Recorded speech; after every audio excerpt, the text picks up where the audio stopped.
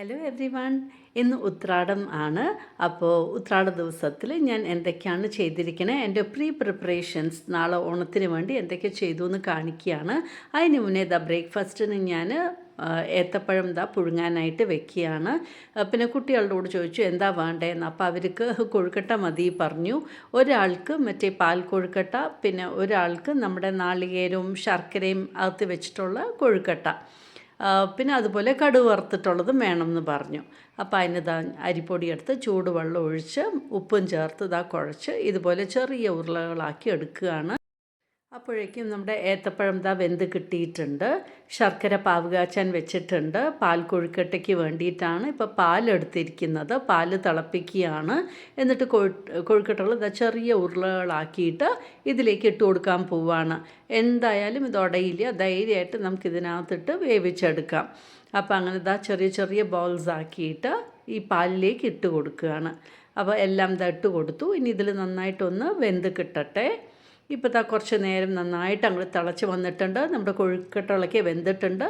ശർക്കര water filter ചെയ്തത് ഞാൻ ആഡ് ചെയ്ത് കൊടുക്കുകയാണ്. എന്നിട്ട് നന്നായിട്ടൊന്ന് ഇളക്കി കൊടുക്കുക. അപ്പോൾ ഈ ശർക്കര പാനിയിലും നമ്മുടെ കൊഴുക്കട്ടയൊക്കെ ഒന്ന് നന്നായിട്ട് ഒരു 5 to 10 minutes ഒന്ന് ബോയിലായിക്കോട്ടെ. അപ്പോൾ നമ്മുടെ പാൽ കൊഴുക്കട്ട അങ്ങനെ റെഡിയായി വന്നിട്ടുണ്ട്.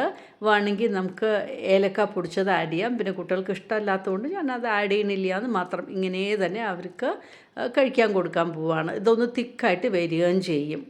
പിന്നെ ഞാൻ നാളികേരവും ശർക്കരയും കൂടെ നന്നായിട്ട് മിക്സ് ചെയ്ത് എടുത്തിട്ടുണ്ടായിരുന്നു. അതിൽ കൊഴുക്കട്ട ഉണ്ടാക്കുകയും ചെയ്തു. അത് ബാക്കി വന്ന നാളികേരമാണ്. ചെറിയ കൊഴുക്കട്ടകളും ആക്കി, പിന്നെ സ്റ്റഫ് ചെയ്ത കൊഴുക്കട്ടകളും അതും ഇപ്പം ഞാൻ സ്റ്റീം ചെയ്യാനായിട്ട് വെച്ചിട്ടുണ്ട്.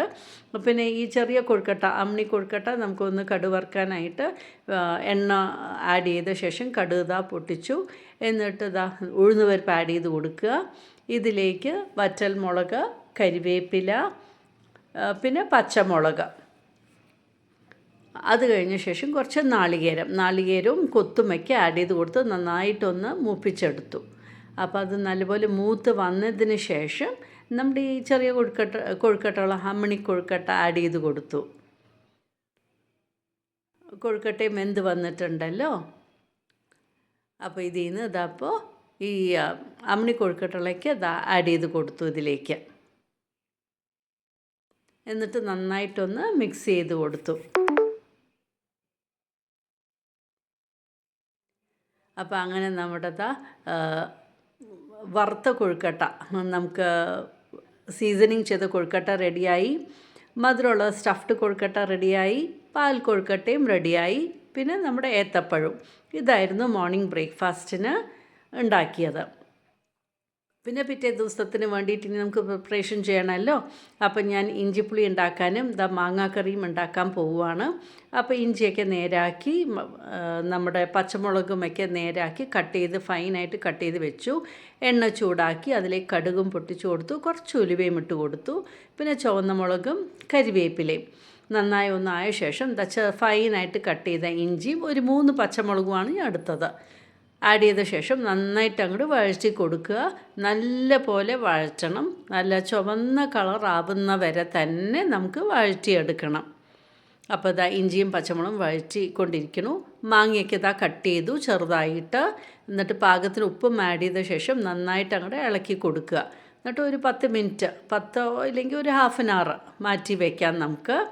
ഇവിടെ ഇഞ്ചി ഇങ്ങനെ മൂത്ത് വന്നുകൊണ്ടിരിക്കുന്നുണ്ട്. പുളി ഇട്ടിട്ടുണ്ടായിരുന്നു. ആ പുളിവെള്ളം ആഡ് ചെയ്ത് കൊടുക്കുകയാണ്.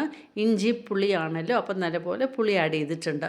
ഇതിലേക്ക് കുറച്ച് മഞ്ഞൾപ്പൊടി, പിന്നെ കുറച്ച് മുളക് പൊടി, പിന്നെ ഒരു അച്ച് ശർക്കര ആഡ് ചെയ്തിട്ടുണ്ട്.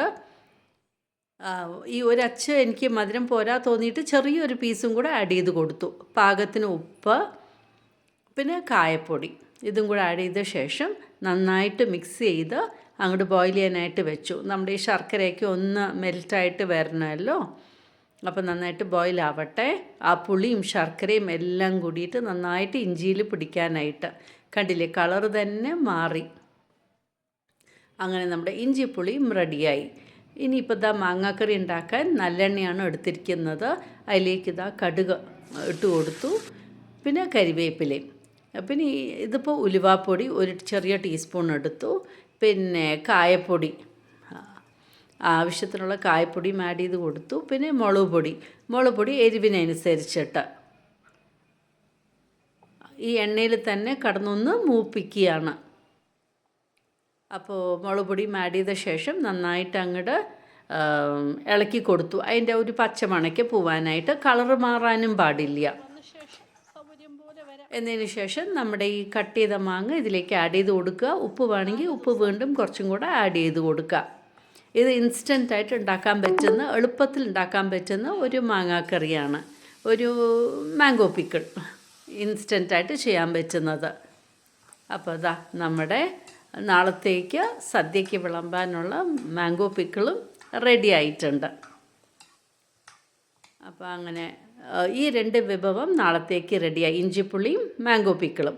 ഇനി ബാക്കി വെജിറ്റബിൾസൊക്കെ ഇതാ കട്ട് ചെയ്ത് വെച്ചിട്ടുണ്ട്. നമ്മുടെ അവിയലിന്, പിന്നെ പച്ചടിക്ക്, അതുപോലെ തന്നെ എല്ലാം ഒരു ബോക്സിലാക്കി ഞാൻ എന്താ ഫ്രിഡ്ജിൽ വെക്കുകയാണ്. മോര് കറിക്ക് വെള്ളരിക്ക എടുത്തിട്ടുണ്ട്, പിന്നെ നമ്മുടെ ഓലന് വേണ്ടിയിട്ട്, എരിശ്ശേരിക്ക് വേണ്ടിയിട്ട്, തോരന്, ക്യാബേജ്, സാമ്പാർ, കൂട്ടുകറി, അങ്ങനെ വേണ്ട എല്ലാത്തിൻ്റെയും വെജിറ്റബിൾസാണ് ഞാൻ കട്ട് ചെയ്ത് ഫ്രിഡ്ജിൽ വെക്കുകയാണ്.